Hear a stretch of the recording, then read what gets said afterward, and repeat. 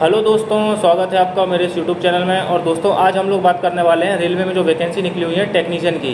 तो उसकी work profile क्या होती है, उसमें आपको बेसिकली क्या काम करना पड़ेगा जब आप ज्वाइन करोगे रेलवे में एज अ टेक्नीशियन, तो आपको क्या काम करना पड़ेगा। दोस्तों जैसे कि आपने देखा होगा टेक्नीशियन में वेरियस डिपार्टमेंट की पोस्टें निकली हुई हैं। तो दोस्तों मैं एक एक करके अलग अलग डिपार्टमेंट को कवर कर रहा हूँ। तो इसलिए आज मैं बात करूंगा रेलवे में जो टेक्नीशियन की पोस्ट निकली है ब्लैक स्मिथ की, जिसे हम लोग लोहार कहते हैं। तो दोस्तों इसमें लोहार का क्या काम होता है, इसके बारे में आज हम लोग डिस्कस करेंगे कि अगर आप as a technician blacksmith category में अगर आप जाते हैं रेलवे में तो आपको क्या काम करना होगा। और दोस्तों इससे पहले अगर आप मेरे चैनल पर नए हैं तो दोस्तों आप चैनल को सब्सक्राइब कर सकते हैं। और अगर आपको वीडियो पसंद आता है या फिर आपको इन्फॉर्मेटिव लगता है तो आप इसको लाइक भी कर सकते हैं वीडियो को, और अपने दोस्तों के साथ शेयर भी कर सकते हैं। तो अब हम लोग बात करते हैं कि ये जो रेलवे में पोस्ट निकली हुई है ब्लैक स्मिथ की, इसका काम क्या होता है। तो इसका बेसिकली मेन काम क्या होता है, जैसे आपको उस पोस्ट से ही पता चल रहा होगा कि ब्लैक स्मिथ की पोस्ट है, यानी कि लोहार की पोस्ट है। तो लोहार का जो काम बाहर होता है, जैसे आप जनरली देखते होगे, तो वैसा ही काम हमें वर्कशॉप में करना पड़ेगा। लेकिन इसका प्लस पॉइंट ये है कि जनरली आपकी पोस्टिंग वर्कशॉप में होगी। तो वर्कशॉप में क्या फ़ायदा होता है कि आपकी एक ही शिफ्ट होती है दिन की, जनरली बता रहा हूँ मैं। हालाँकि वहाँ पर भी नाइट शिफ्ट लगती है, लेकिन दो चार लोगों का स्टाफ रहता है नाइट शिफ्ट में हालांकि, और बाकी जो लोग रहते हैं वो सब दिन की शिफ्ट करते हैं। तो आपको ये फ़ायदा है कि आपको नाइट शिफ्ट नहीं करनी पड़ेगी। तो अब इसमें अब आते हैं कि इसमें काम क्या करना पड़ता है।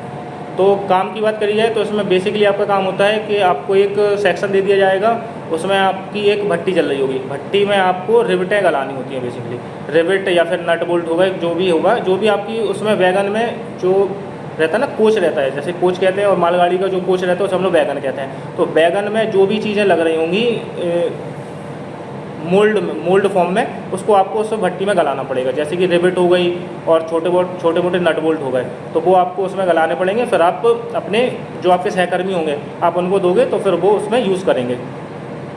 तो इसमें आपका बेसिकली काम यही होगा। लेकिन इसमें बस नेगेटिव पॉइंट यही है कि चाहे कितनी भी गर्मी क्यों ना हो, लेकिन आपको उस आग के पास ही काम करना पड़ेगा, क्योंकि आप आग जलाओगे जब भी तो उसमें रिबिट को गलाओगे। तो इसमें बस यही एक नेगेटिव पॉइंट है कि आपको आग के पास काम करना पड़ेगा। बाकी तो ये है कि आपकी दिन की शिफ्ट रहेगी तो आपको कोई दिक्कत नहीं होगी। हालांकि दोस्तों अब इतना ज़्यादा वर्क नहीं रह गया है रेलवे में कि आपको बहुत ज़्यादा हैवी वर्क करना पड़े, लेकिन हाँ काम तो आपको करना पड़ेगा। अगर आप एज अ टेक्नीशियन आ रहे हो तो आप ये समझिए कि आपको काम तो करना ही पड़ेगा।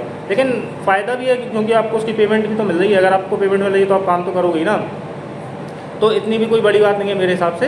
तो आप बेझिझक इस पोस्ट को ऑप्ट कर सकते हो, क्योंकि दोस्तों कुछ डिपार्टमेंट तो ऐसे हैं जो आपको देखने में तो अच्छे लगते हैं, लेकिन उनकी जब आप उसमें ज्वाइन करोगे और जब आप उसका वर्क नेचर देखोगे, या फिर आप देखोगे उसमें कैसी शिफ्टें चल रही हैं, कि कितने बजे आना है और कब आने का टाइम फिक्स है ना जाने का टाइम फिक्स है, तो फिर अगर हम उससे कंपेयर करें तो फिर आपकी ये पोस्ट काफ़ी सही है। तो अगर आपने ये पोस्ट ऑप्ट कर रखी है और अगर आपकी ये प्रेफरेंस भी है तो काफ़ी अच्छी पोस्ट है ये। इसमें आपका कोई हैवी वर्क नहीं है। हाँ इसमें ये फ़ायदा ये ज़रूर है कि आपको वर्कशॉप के अंदर ही पोस्टिंग मिलेगी, और वर्कशॉप में ये भी फ़ायदा होता है कि आपका इंसेंटिव भी बनता है। जैसे अगर आपकी कहीं और दूसरी जगह पोस्टिंग होती है अदर दैन वर्कशॉप, तो आपका इंसेंटिव नहीं बनेगा, लेकिन वर्कशॉप में ये फ़ायदा होता है कि आपका इंसेंटिव भी बनता है। यानी कि जो आपके सहकर्मी होंगे जो दूसरे डिपार्टमेंट में होंगे, तो उनकी जो जितनी पेमेंट बन रही होगी उससे आपकी 6-7 हज़ार रुपये पेमेंट ज़्यादा ही बनेगी। तो ये उसमें आपको फ़ायदा है। तो दोस्तों अगर आपको फिर भी कोई डाउट रहता है इस पोस्ट से रिलेटेड तो आप कमेंट में पूछ सकते हैं, मैं आपको रिप्लाई कर दूंगा। और अगर आप चाहते हैं कि मैं और दूसरी पोस्टों पे भी डेडिकेटेडली वीडियो बनाऊं तो आप कमेंट में वो भी लिख सकते हैं, तो मैं उस पोस्ट के ऊपर भी डेडिकेटेडली वीडियो बना दूँगा।